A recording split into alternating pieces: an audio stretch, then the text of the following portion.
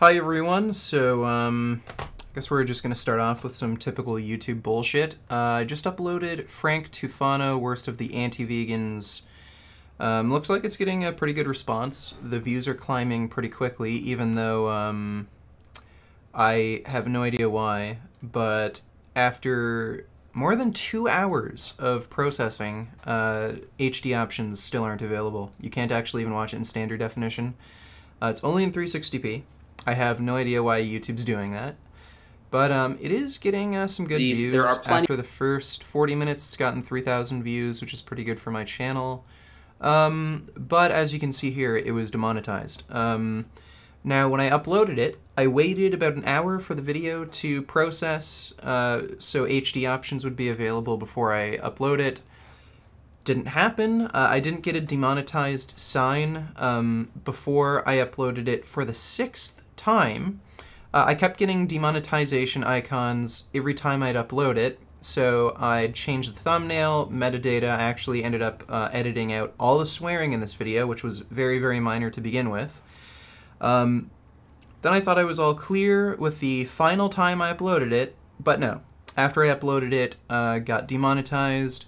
No idea why. Totally family-friendly video. Not even any swearing.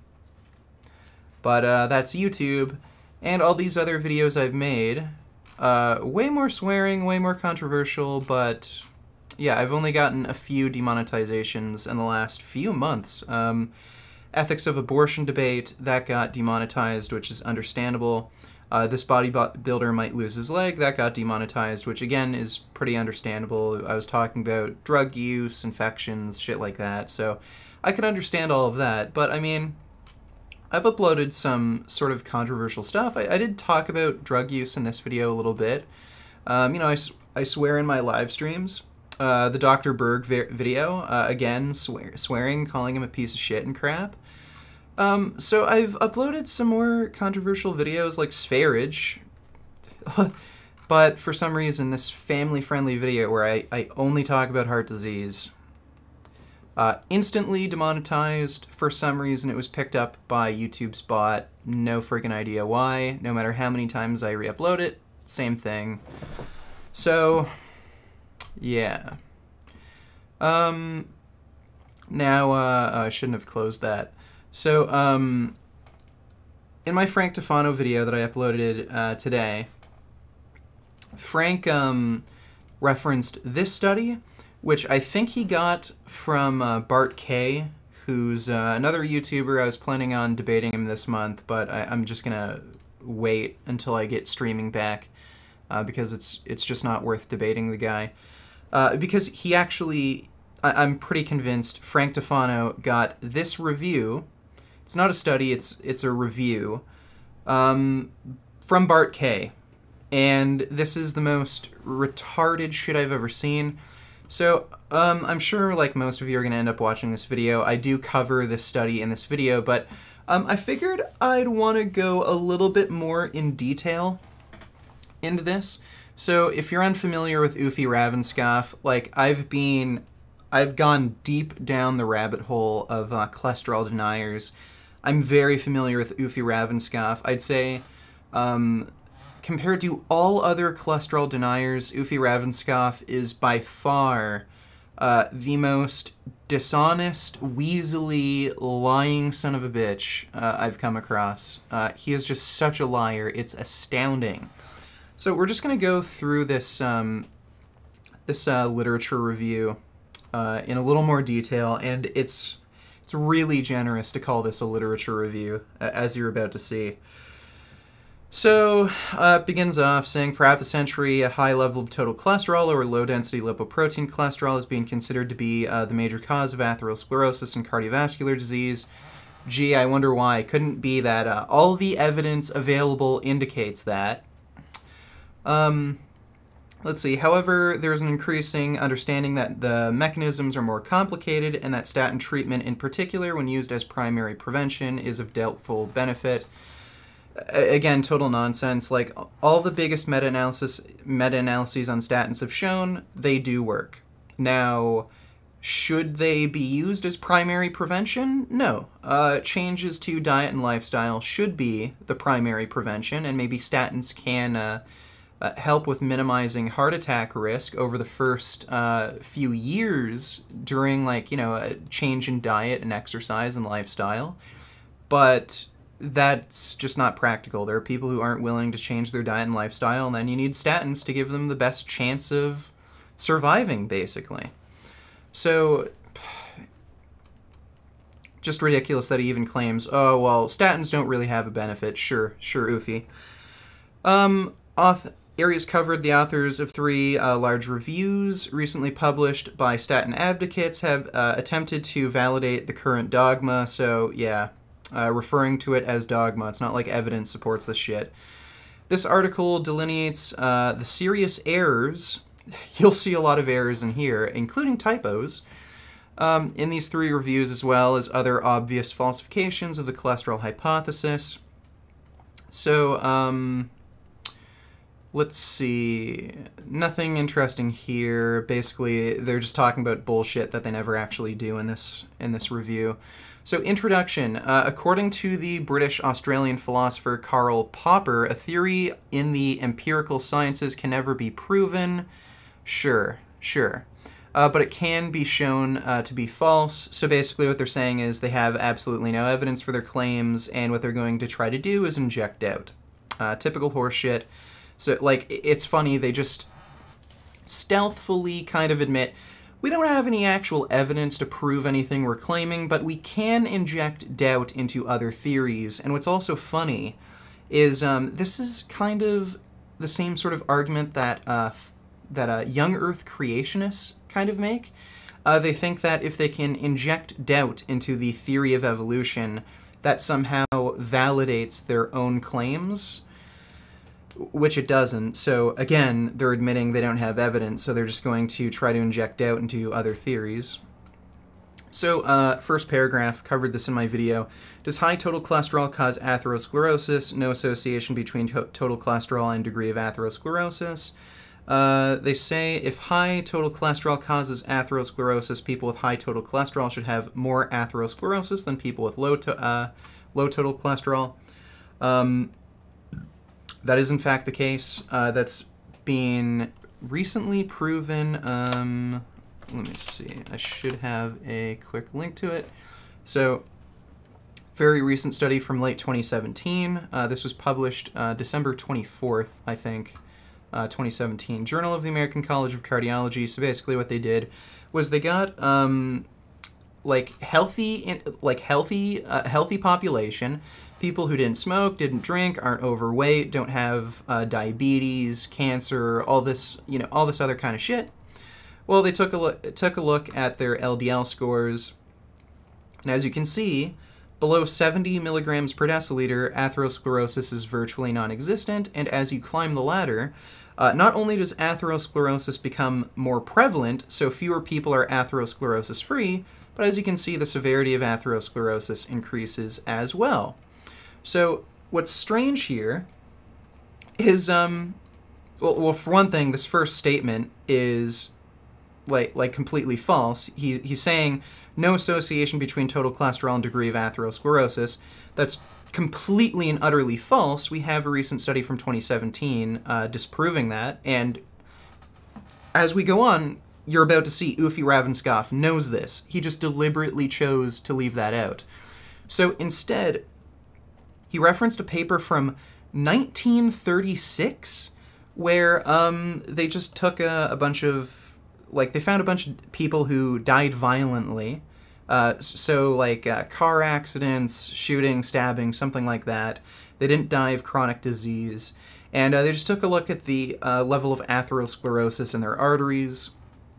And basically what they found was there was no association between total cholesterol score and severity of atherosclerosis after adjusted for age.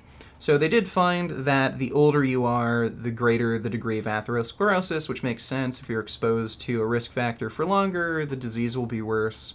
But there are a number of problems with the study. For one thing, it took place in 1936.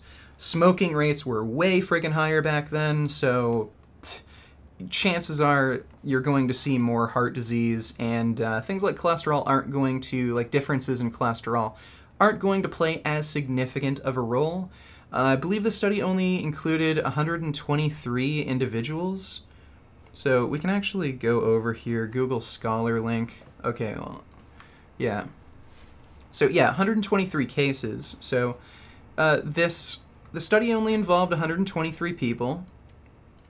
So not a huge sample size to choose from, especially if you're going to adjust for age. And also, bodies, like after you die, your cholesterol levels change. There's actually, let me pull it up. I remember I bookmarked this because I was going to use it later. After you die, your cholesterol levels change, and quite drastically as well. So let's just zoom in here so you guys can see this. The values of serum cholesterol before and after death in the 20 cases are given in Table 1. The period of collection of blood varied from 8 to 36 hours after death.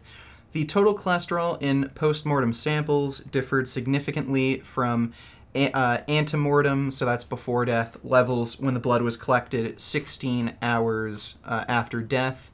But the mean difference was not significant when the blood was collected sooner. So basically, you can see the chart here. They give you the amount of hours after death. So here, pre-death, this guy's cholesterol score is 130. After death, it was 105, but time collected after death was 22 hours. And then when you look at the more, like when, you know, closer towards death when the blood samples are drawn, it's a bit more accurate, but the problem is this study was conducted in the 1960s. I think it was 1961. Let me see. Yeah, 1961 says right there. This study was 1936, and I couldn't find a full text no matter where I looked. So I don't know when they actually took these samples. So there are a few problems here. Not a large sample size. It's not actually culturally relevant, which is something you do have to keep in mind. People back then aren't going to be exposed to the same risk factors as they are today. Smoking was way more common, so that will definitely affect the results of this study. And just the way they collected data. You're going to have a huge issue if you can't actually collect you know, cholesterol samples like pretty much immediately after death. So I don't know. I don't know if they, like when they were collecting samples in the study. Again, I can't find a full text. But the thing is, we have a way better study, way more robust, way more controls, way larger population, just better in every single conceivable way. So why didn't Uffe Ravnskov reference this? At the beginning of this literature review, he actually references this study later on in an incredibly dishonest way. So why wouldn't he actually reference that here? Why did he literally lie, no association between total cholesterol and degree of atherosclerosis, if he knows of the study? It's an absolute joke. So if you go down, oh yeah, there's something else I wanted to point out here. Uffe Ravnskov very frequently references his own literature reviews. When he actually references research, he doesn't actually cite the actual studies. He'll just reference his literature reviews, because if he actually references the studies, then you'll actually see for yourself, oh, he's just fucking lying. So, let's see. Since then, their seminal observations have been confirmed in at least a dozen studies. Okay, so what does he do here? Here's the citation, Ravnskov. It's his own fucking literature review. And then he says, a weak association between total cholesterol and degree of atherosclerosis has been found in some studies.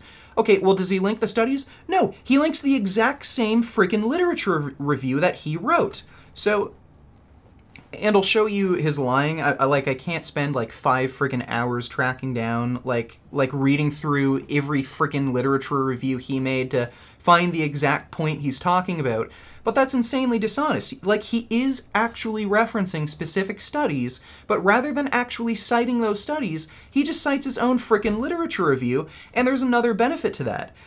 Because he's citing his own literature reviews, if you actually look at the citations, he's going to have more citations because he's citing his own research, and then it gets a little more traction. So there's a number of reasons why he's doing it. Primarily, it's because it's easier for him to cover up his own lies, but it's literally the research equivalent of jerking himself off.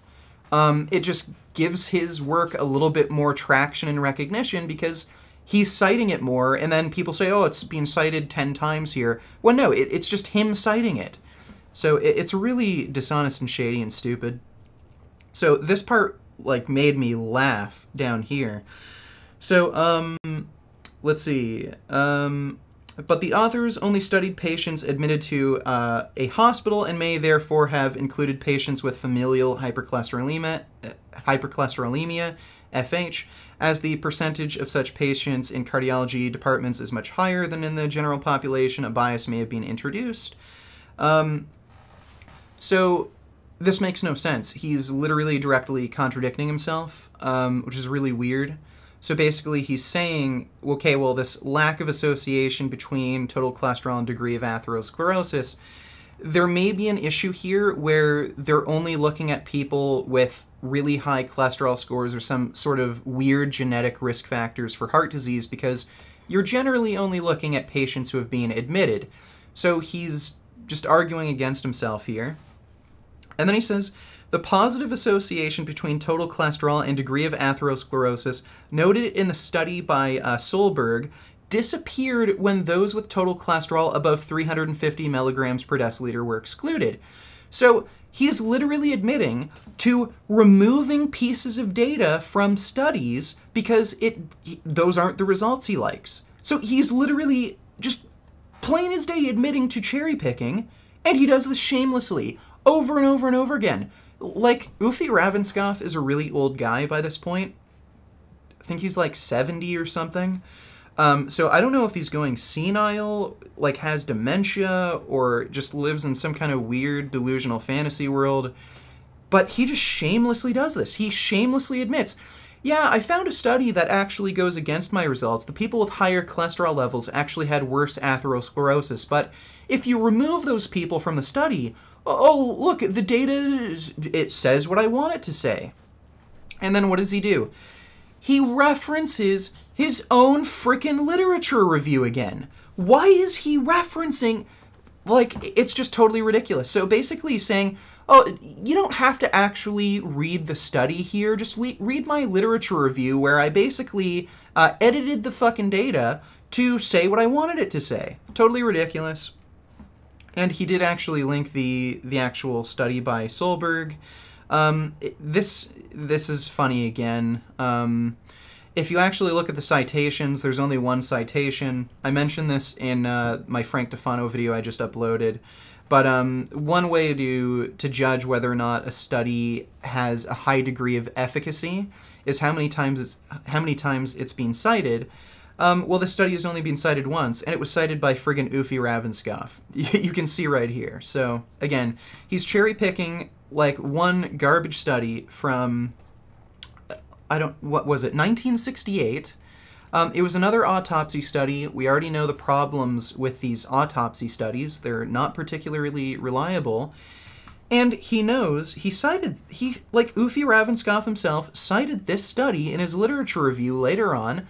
So when he's actually talking about this specific topic, no association between total cholesterol and degree of atherosclerosis, well, why wouldn't he reference this when it directly relates to that specific topic? Instead, he just waits to cite that study later on in this frickin' review. Total dishonest horseshit. Literally no one takes this guy seriously. Only cholesterol-denying morons actually listen to him. Like, really, if these people want any credibility, why in the hell are they listening to Uffe Ravnskov? Then he says, if high total cholesterol is the major cause of atherosclerosis, there should be exposure response in cholesterol-lowering drug trials. For example, the arteries of those whose lipid values are lowered the most should benefit the most. However, in a review of 16 angiographic cholesterol-lowering trials, where the authors had calculated exposure response, this correlation was only present in one of them, and in that trial, the only treatment was exercise. And then guess what? Rather than actually referencing any of these trials, oh no, look, it links to Ravnskov's own literature review. And look, it's the exact same reference. So let's see. Uffe Ravnskov, Uffe Ravnskov, Uffe Ravnskov, Uffe Ravnskov. So in only, the first 2 paragraphs of this actual review, he's referenced his own literature review 1, 2, 3, 4 times. Absolutely ridiculous. So rather than actually referencing any of the studies he's citing, directly, no, just read my literature review, because, I put a spin on things that, I like. Totally ridiculous. And, of course, this is a lie again. So he's claiming people who have, lower their cholesterol levels the most, they don't get the most amount of benefit. That's a lie. So we'll go over here. So this is a literature review from the Journal of the American College of Cardiology. If you go down here, here are all the randomized drug trials, where they use statins and other cholesterol-lowering drugs. And this is so this is the increase in plaque volume per year, and this is their LDL cholesterol score. And as you can see, in these trials, the trials that lower LDL cholesterol the most had the greatest benefit. And they found that once you lower cholesterol to about 67 milligrams per deciliter or lower, atherosclerosis won't progress. And I know Bart K., he was basically saying the R-squared value, which is basically the range or the accuracy in which you can make predictions. So, the prediction that, once you reach 67 milligrams per deciliter or lower, atherosclerosis doesn't progress. You have about a 60% accuracy with that prediction, so it might be here, it might be here. But if you actually go down to real outcomes like heart attacks, well, guess what? When you lower LDL cholesterol, the more you lower it, the less of a chance you have of getting a cardiovascular event, like a heart attack. And you have about a 93% accuracy here. And again, about a 90% accuracy. This is with secondary prevention. So these are all people who've had a heart attack already, and they were taking statins or some sort of cholesterol-lowering medication to lower their cholesterol and prevent a second heart attack. And the regression analysis predicted that once you reach about 30 milligrams per deciliter, that's when the event rate, your chances of getting a second heart attack approach 0.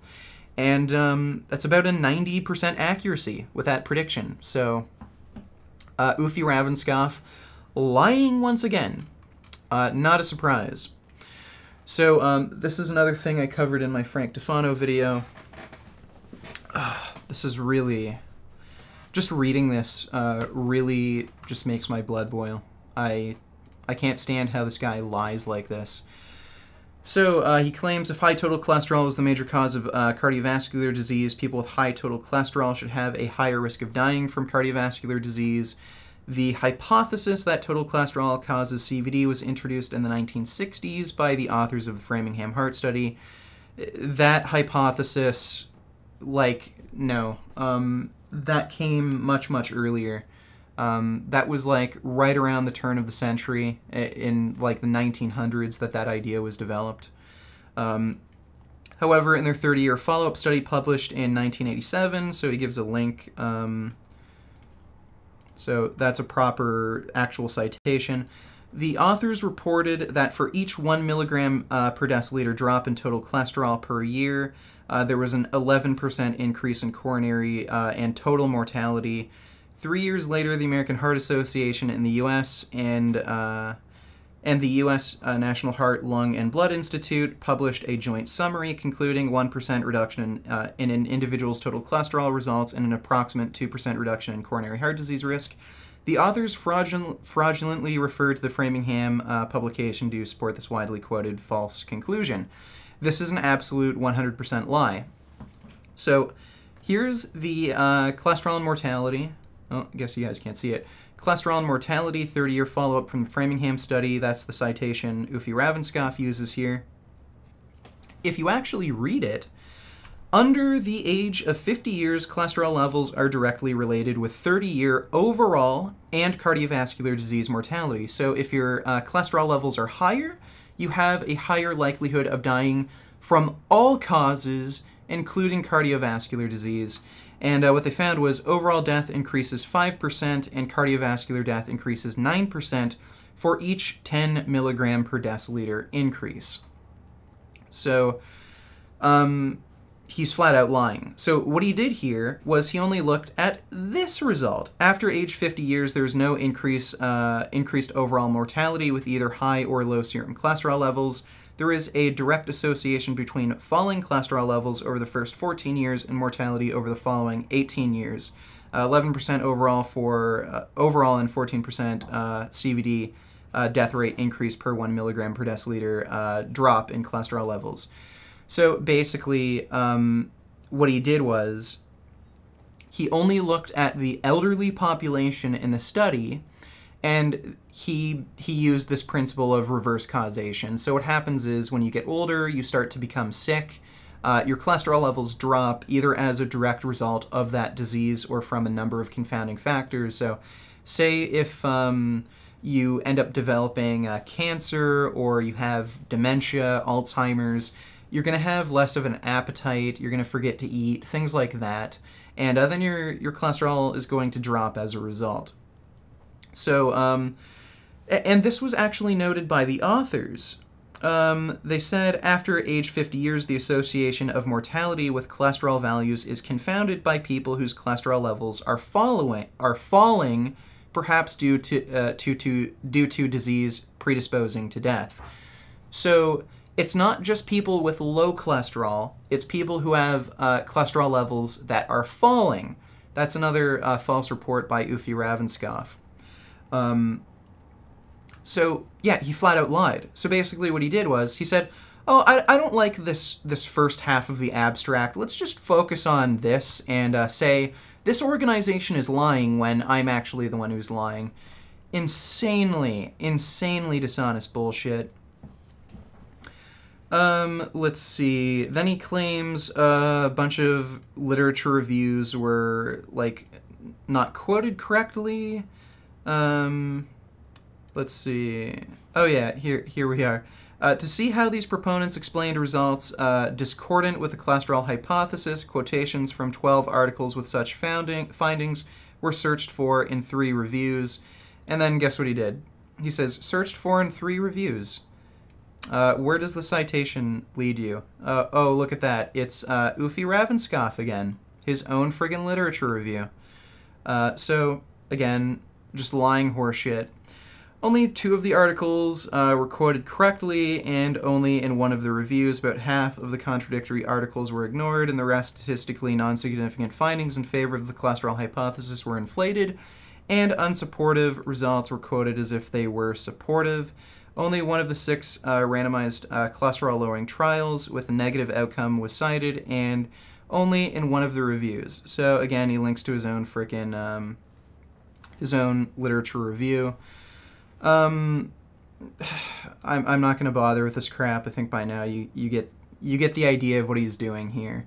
These weren't actually, yeah. So these weren't his citations. So let's see. Let's just go through this again. So he has a number of citations. Here's his So here's his own literature review, his own review, his own review, his own review. His own review. So over half of the citations in this review are his own reviews. This is like literature review inception.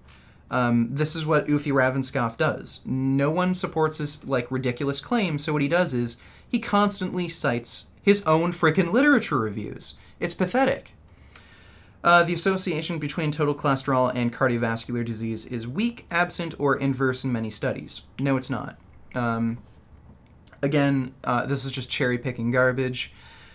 During the years following the report of the Framingham study, numerous studies revealed that high total cholesterol is not associated with future cardiovascular disease, with the strongest evidence of a lack of association between total cholesterol and cardiovascular disease in elderly people. Again, we've already covered this.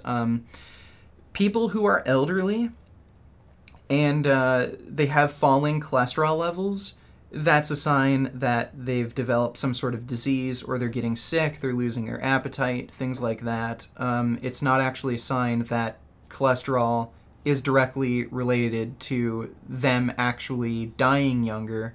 It's just that it's basically a proxy. It's a sign that there's something else going wrong, but the low cholesterol levels, it's not actually causing illness.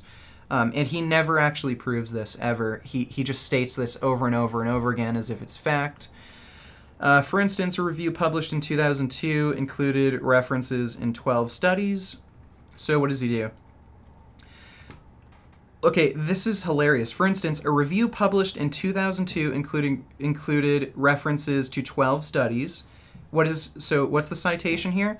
Uffe Ravnskov. Oh, what a surprise! And he words this as if he's not the one who wrote it.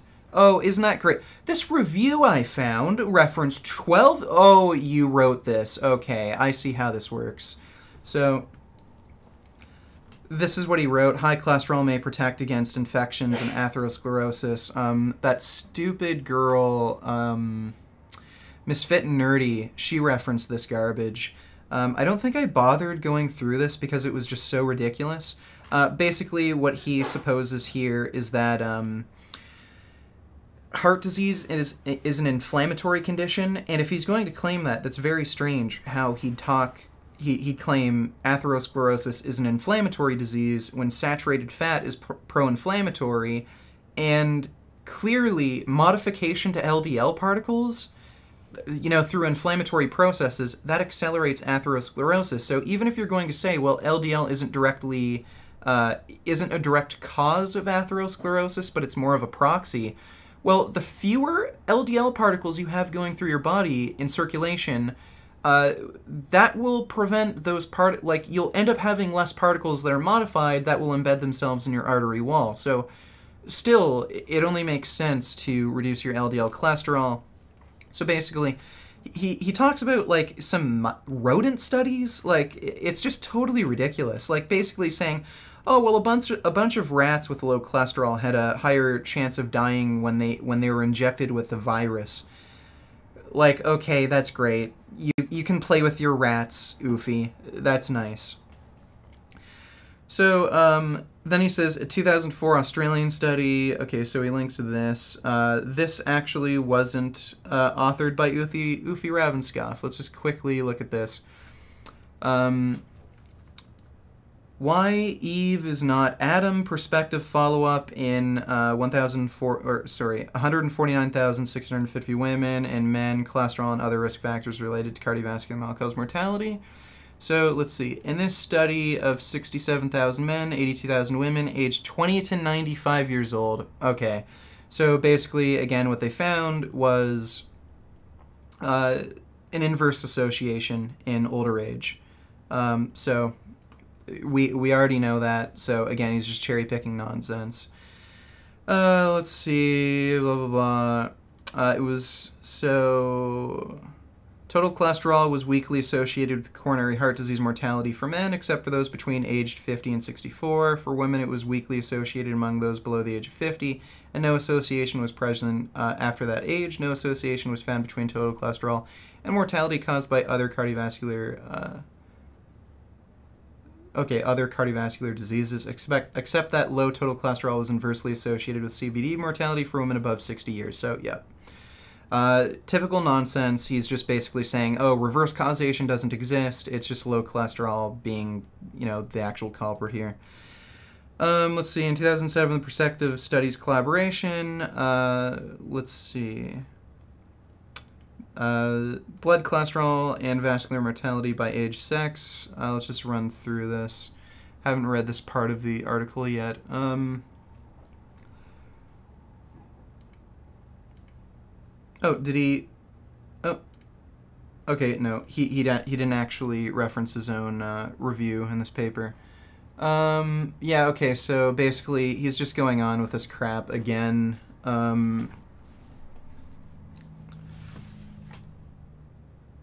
So in this one study, they published a meta-analysis including 61 prospective observational studies consisting of almost 900,000 adults, which concluded that total cholesterol is associated with coronary heart disease mortality in all ages, both sexes.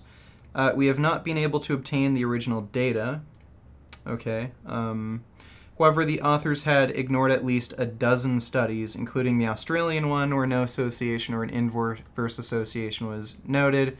And in several studies, the number of participants deviated from the number reported by the prospective studies collaboration. Okay, so basically he's accusing them of cherry picking when he's clearly guilty of cherry picking. So what he's saying here is they didn't select from the studies he liked. Okay. Does high LDL-C cause atherosclerosis? An idea based on selected patient groups. If LDL-C is atherogenic, people with high LDL-C should have more atherosclerosis than those with low LDL-C. At least 4 studies have shown a lack of association between LDL-C and degree of atherosclerosis. So then he references his own frickin' review again. How many times has he referenced the same frickin' literature review he made? Like what, 8 times by now? And in a study of 304 women, no association was found between LDL-C and coronary calcification. Coronary artery calcification, a lot of things, a lot of different factors can affect that. So coronary artery calcium score isn't really a good measure of how LDL-C affects coronary artery disease. That's just horseshit. One exception is a study of 1,779 healthy individuals without conventional risk factors for CVD. So here we are. So this is where he references the study that, you know, basically this brings you to a different link. But I'll show you it's the same study. Normal LDL cholesterol levels are associated with subclinical risk factors. So yeah, same. So same study here. So he knew of this. He already knew of the study when he wrote this review, but he didn't reference it at the beginning. So he only referenced it here when it's sort of a less related topic. Weird choice. So how does he justify this? He was just saying over and over and over again, oh, well, there's no research at all that shows LDL-C is related to severity of atherosclerosis, even though there's this study right here. Well, what does he say? What's his excuse? However, association does not prove causation. Oh, weird. So you will say, oh, well, this association does kind of suggest causation when it's beneficial to you, when you're talking about elderly people with lower cholesterol levels dying earlier, but when it's something you don't want to be true, oh, well, association doesn't prove causation. Okay, so then he actually comes up with a few theories for why they might have found these results.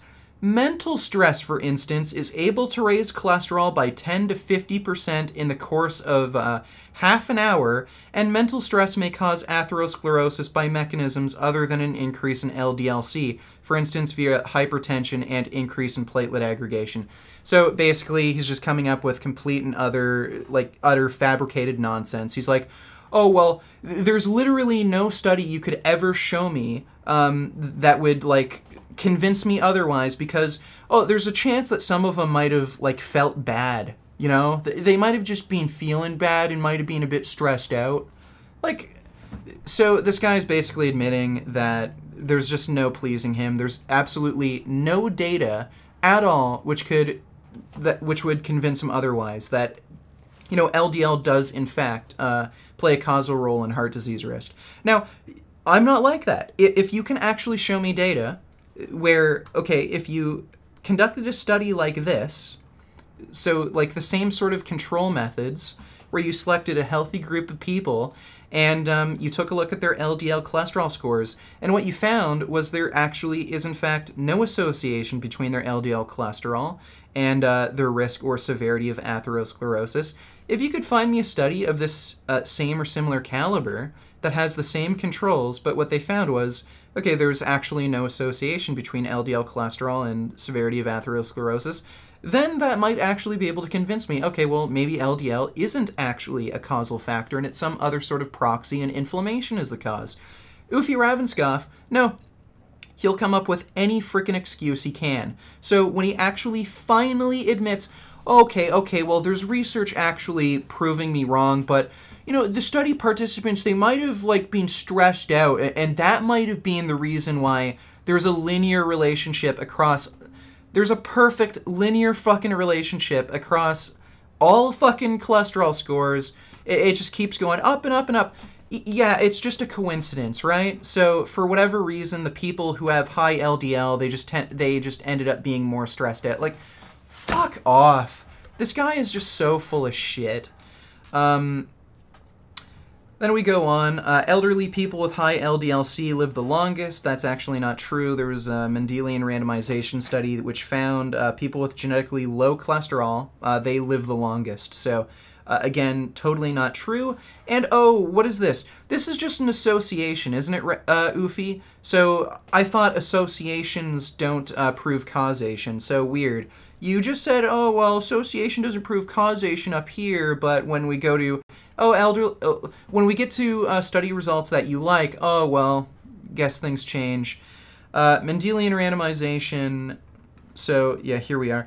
An argument used in 3 expert reviews. Let's see. He might actually be referring to the study I'm talking about here. Let's see.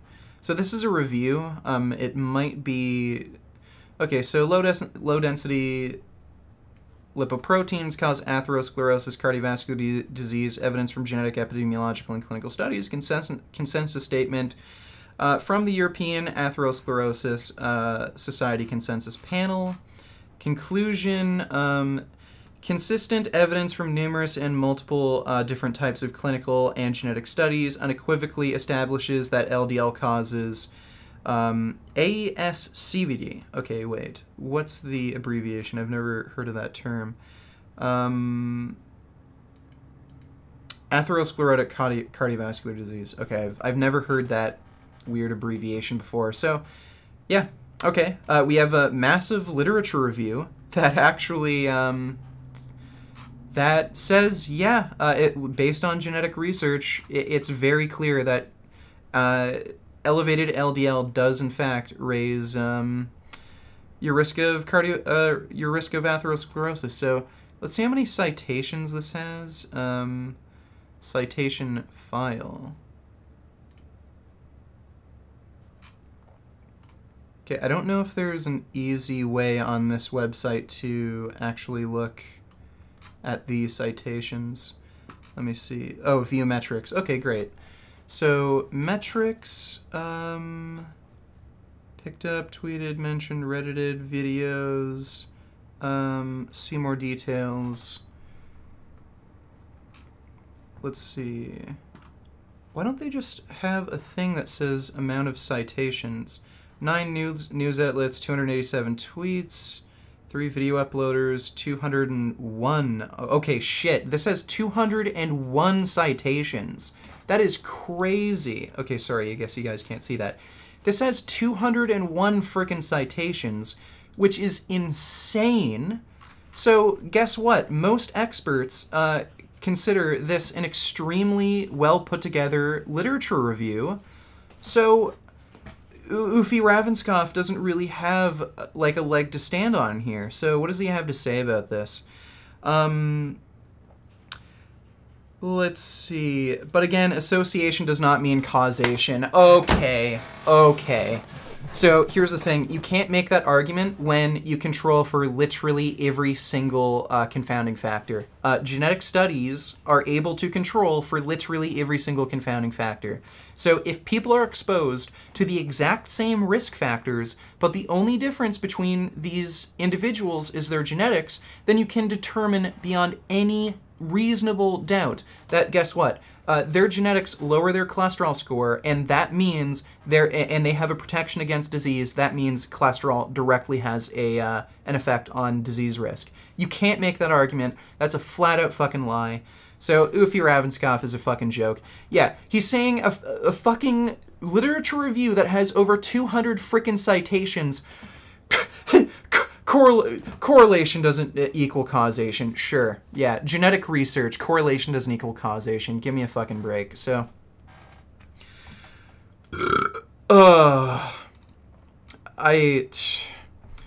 I think we're done here. He goes on to say no exposure response in statin trials. Like, that's completely and utterly false. Oh wait, wrong study.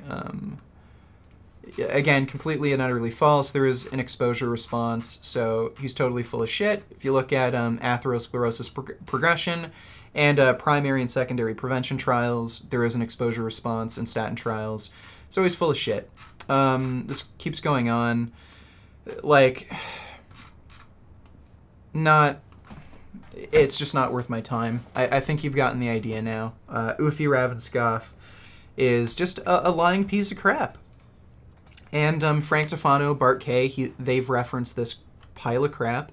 If you're interested in knowing what Uffe Ravnskov looks like, that's him. He's an old, senile bastard. So, yeah, that's him. One of the biggest freaking liars on the planet. No one considers him credible.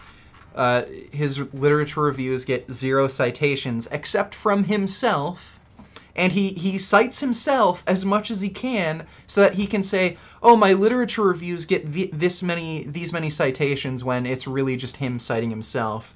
It's the equivalent of fucking, like, hearting your own comments on Twitter and shit. It's just so stupid.